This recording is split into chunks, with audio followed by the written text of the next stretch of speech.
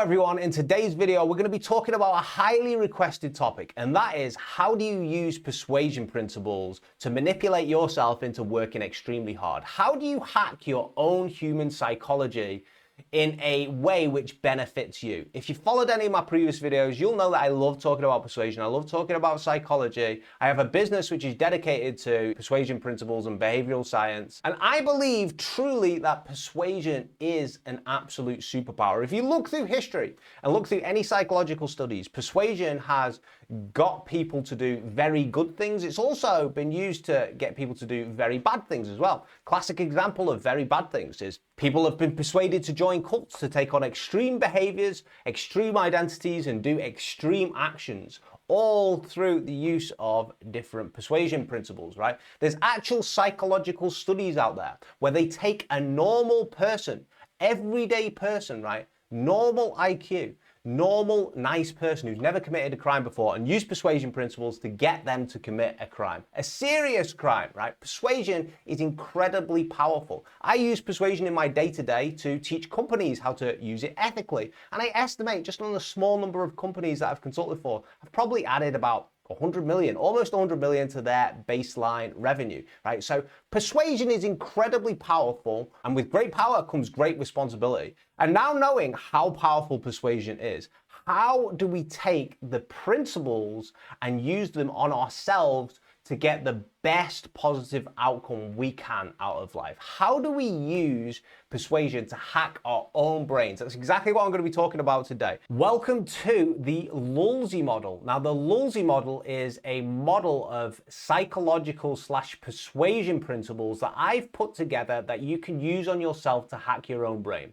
You will have probably not heard of some of these psychological persuasion principles because they're often hidden deep within, psychology, behavioral science, and also they're often used as a form to persuade other people. So what I've done here is I've reversed engineered what works out of them, and I've made it so it hacks your own brain into working much harder. So L is for limit distractions, U is for urgency, L is for loss aversion, Z is for Zeigarnik Effect, and I is for identity. I'm going to go deep into each of these in just a moment. So let's start off with L, limit distractions first. First of all. L, limit distractions and make the things you need to do readily available. This is called the availability bias. Have you guys ever heard of the availability bias? I bet you haven't. But what I have bet has happened to you is one day you've sat down to do some work, you've opened your laptop up or whatnot, or you've headed into the room where you typically do work, and then suddenly 30 minutes later,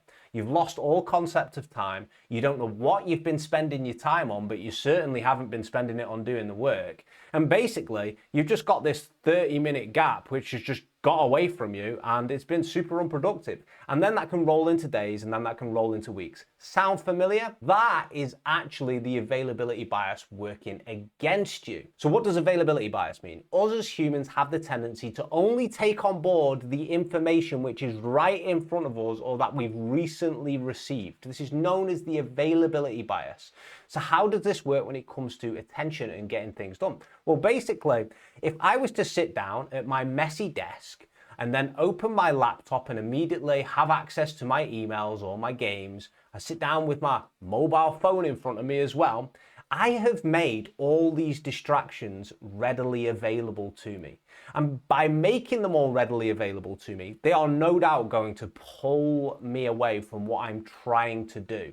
So if we look at it on a spectrum, most people's lives, they have all of their distractions readily available. And they have things they need to do not as readily available. They keep sweets in the cupboard and chocolate in the cupboard when they're trying to lose weight, but they don't keep vegetables in the cupboard at all. They keep them in the supermarket where they've got to go and make an effort to buy them, right? The sweets and the chocolate are readily available.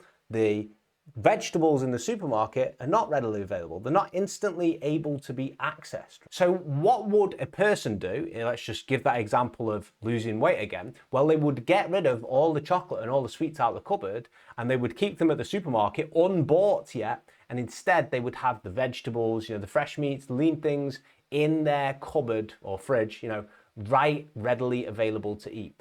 That creates the good things and puts the positive habits in flow with the availability bias. Does that make sense? So how does this work when it comes to, productivity? Clean desk, phone away, no distractions, uninstall things from your laptop that you know will distract you. Put a little bit of a barrier between the things that you know distract you and yourself. Make them less readily available. However, make your work more readily available. Maybe open files on your computer automatically that you know you need to work on as soon as you start the computer, so it's readily available to you. If you're going to be filming, content for your business, maybe have the camera directly set up so when you're feeling in a content filming mood, you can just hit a single button and go straight into filming. None of this camera setup or anything like that. Make the things that you need to do readily available. So this picture here is an example of somebody who doesn't have a readily available workspace, right? A space which they can just sit down and crack on. It's so messy, there's a million things. I'm surprised they get any work done at all, right? And I'd like to bet that spreadsheet that they're looking at there is probably not important. This is the example of a person who's just going to come and crack straight on. They've got a drink, they've got a chair, they've got a laptop, they're ready to work on code or whatever it is that they're doing. They've made their work readily available. Okay, so the next one is urgency. And we all know what urgency is in marketing, right? We've clicked on websites and it's like, you've got 10 days and 20 hours and 30 minutes left to buy this product. And then after that, you won't be able to buy it again. It's creating that urgency effect. And urgency drives action, right? So what has this got to do with productivity? Well, productivity and getting things done is action. I will bet that you guys at some point have had a situation where you're in high school or you're in college or you're in uni and you've been set a piece of work to do, an assignment to do, right? And you don't get that assignment done, even though you've had 2-3 weeks to do it, until the night before it's actually due in. And then suddenly what happens? You've had no motivation to do this thing at all because it's too far in the distance. And then suddenly when the countdown timer is on, you suddenly spring into life. You get this crazy motivation, this crazy focus, and you could just cram and box this thing and just focus on execution that night before. And then suddenly the assignment is done in the morning. Probably wouldn't have been quite as good as it would have been if you'd have actually started before when you had all the time to do it. It still got done. So now taking this principle, how can we reverse engineer this to get you started, to actually get you to just relentlessly execute on a task? Well, you need to know that urgency is the driving factor when it comes to you actually doing things and doing good work, right? So here's my suggestion for you. You use a method called the Pomodoro method. And the Pomodoro method is a method of setting a task and timing yourself on that task. So get a timer, whether it's a little clock on your computer. I sometimes just use this one right here. This is Windows Basic Timer, right? And I just press play on it and it gives me a time that it counts down from, and then I press this here to keep it on the top so it just floats around on my screen and I can click wherever I want, and it gives me a 25-minute time frame to complete the task. If I don't get the task completed in that time frame, I take a 5-minute break timed, and then I get straight back to the 25-minute timer again, and I just rinse and repeat. And what it does is it allows me to work in short bursts against a time limit. And the time limit is very important because humans respond to urgency. So suddenly I can just crack on and I can get all these little tiny tasks due, and it gamifies it a little bit so I don't instantly get bored. Very effective technique. Try it. So far, what we've covered is the ability to get started and to pull the levers which persuade you to actually jump into action, which is what a lot of people's problems are. But we're going to do even more important psychological principles as we move through this, okay? So next up, we have something called loss aversion. And loss aversion is a psychological principle that basically humans feel more pain from losing something than they would from gaining something of equal value. So for instance, if I was to say to you, by the end of the week, I need you to do X, Y, and Z task. And if you do X, Y, and Z task by the end of the week, I will give you $1,000. And so you think, oh, great, I'm going to work really hard to do X, Y, and Z task by the end of the week, and I'll get $1,000, right? However, sounds great, but if I was to say to you, which would be even more powerful, I'm going to give you $1,000 right now. If you don't do X, Y, and Z by the end of the week, I will take that $1,000 back from you. You would likely work even harder to keep that $1,000 because we have a tendency to value things which are already in our possession, and we have a tendency to not want to experience any type of loss because humans avoid pain. So what's a powerful, yet a little bit dark way of using this principle to make you work really hard, to actually hack your brain? Well, you see this person here who's incredibly sad. I want you to take a moment and do a reverse vision board for yourself, even if it's just a few words that you're writing down. In 5 years, if you do not do the work which you need to do today, what will your life look like? What will you lose in your life if you don't do the work that you need to do today? Right? Write it down, make it vivid, put it in a picture, feel that sense of dread. We live in a world at the moment where like so many people are trying to avoid negative emotions and they're too sensitive, but like negative emotions can drive you, right? If you're experiencing anxiety and it's not like a medical reason, you're just nervous about something, you should use that to identify what's nervous and then let it drive you, right? Don't resist it, okay? You can do a similar thing with loss aversion here, which is obviously what this person who sat on this bench, crying to themselves, thinking about right now. That's the way I put it into a picture. So next up, we've got the Zeigarnik Effect. And the Zeigarnik Effect is something that I bet you haven't ever heard of before, but it's an powerful principle of persuasion that you can use on yourself. I think the best way for me to demonstrate it is to actually just tell you a story. So I was walking down the street the other day, and when you're walking down the street and you just get that feeling that somebody's like watching you, and it's just a certain sixth sense humans have, right? So anyway, I turned around over my shoulder and there's a black car in the distance, and it starts to come down the road. It's coming quite fast, and it slows right as it gets to me, right? And I'm thinking, what does this car want? And like, I'm walking at basic walking pace, and now this car is matching pace next to me, right? And it's pulled right up to the curb. So I turn around and I look, right? And the windows are all blacked out. And then suddenly the window starts to roll down, and you never guess what was going on inside, right?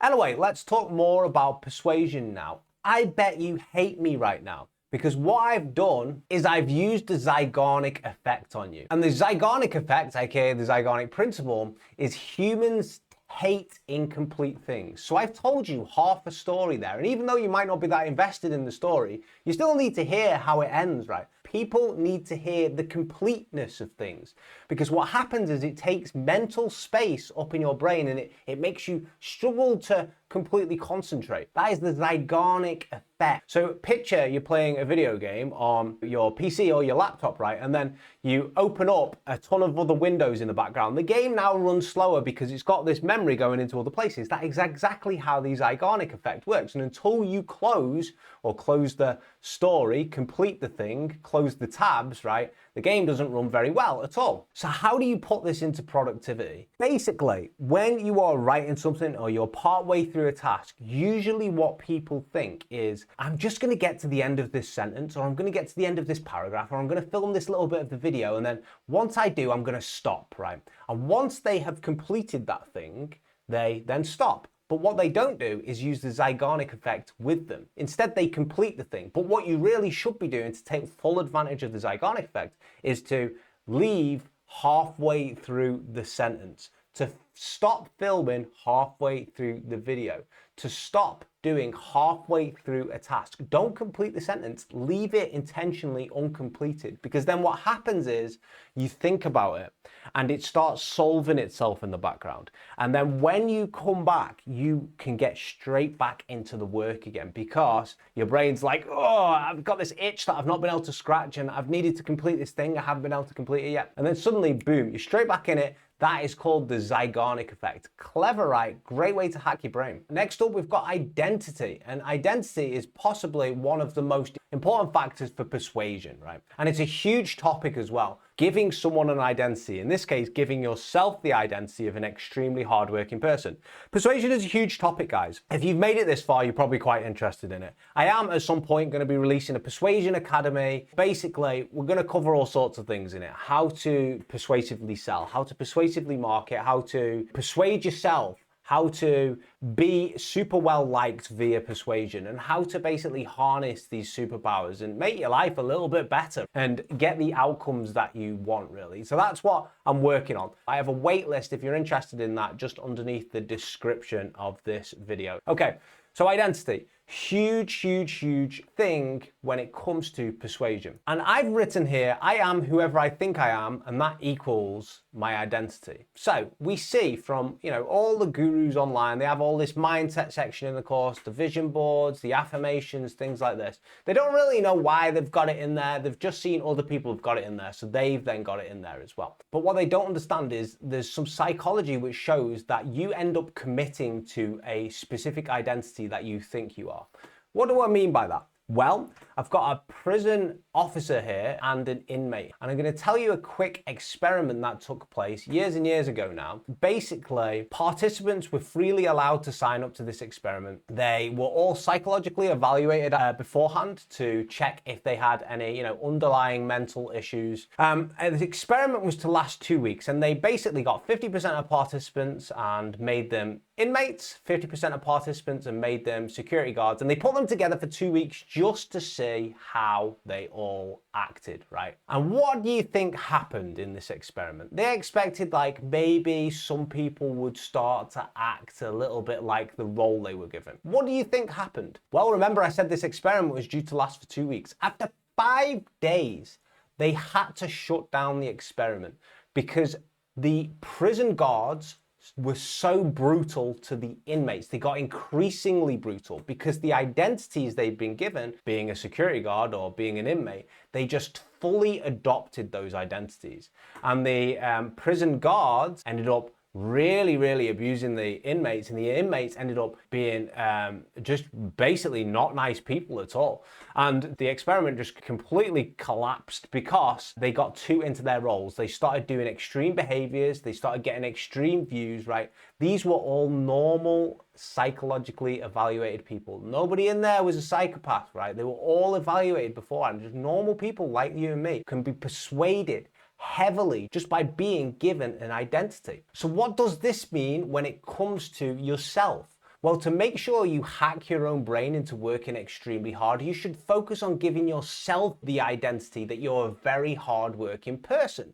And here's a quick way that you can do this. I would recommend you do this in the comment section of this video because then I can keep you accountable. When you set goals, you've always been taught to set goals like, I want to, ride horses when I get older, or whatever it is, right? I want to win the lottery. A real goal which helps with your identity formation is a goal where you describe yourself as already having the thing that you want, right? In this example, you've been taught to set goals that way, but the effective way, the most effective way to set goals is to write as if you are already doing it right now, because you need the identity to help you overcome those things, because it makes you look in yourself and think, what would I need to actually accomplish that goal? And it changes the perspective a little bit. So for instance, rather than me writing here, I want to earn an extra $1,000 per month doing X, Y, and Z, I would write, I am earning an extra $1,000 per month doing X, Y, Z.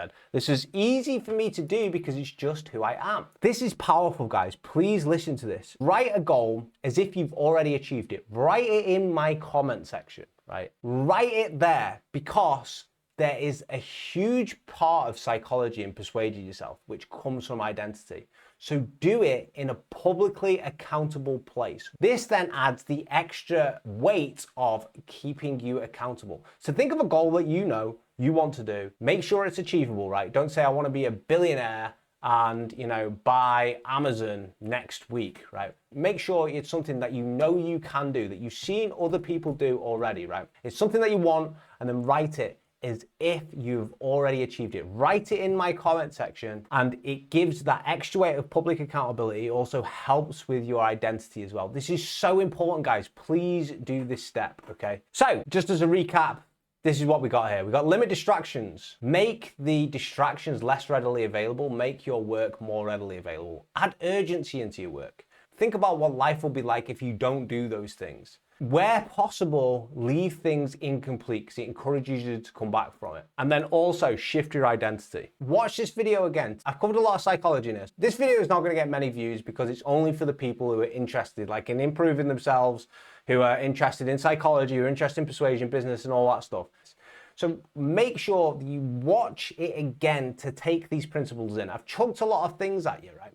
And do the action steps that I have told you to do as well. These are great, amazing ways to unlock the keys to your own mind, to hack your brain into working far harder. Please commit to your identity below by writing a goal as if you already have achieved it. A goal that you want to do, something that's special to you, right? I hope you enjoyed this video, guys. If you want to see more videos like this and more ways to hack yourself, please just let me know, give me a message. You guys always get in touch with me anyway over Instagram or LinkedIn or whatnot. So take it easy, guys, and see you in the next one.